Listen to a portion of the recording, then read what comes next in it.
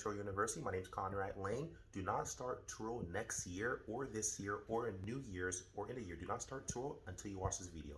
Make sure if you're buying a car, I don't care if it's a lease, I don't care if it's finance to own, I don't care if you bought the car outright. Make sure whatever your daily rate is, you can earn that, I'll say, in max 15 days. I usually try to earn it, keep it more conservative, where I earn my daily keep within 10 days. What I mean is this. Example, let's say I have a $300 car payment. I need to personally make $300 within 10 days. So that means $30 per day. If I have a $700, for example, monthly payment on the car, then I would need to make $70 per day. If I have a $1,000 per month payment, I need to make $100 per day. This is a good strategy to really use, especially before you even buy the car.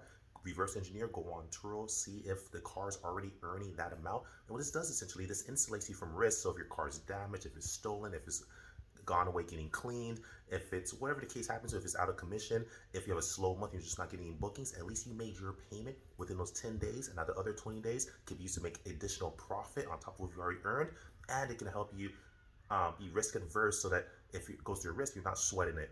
Quick tip, definitely do that. Keep it low. Make sure you earn whatever your daily keep is within 10 days. Conrad Layn out.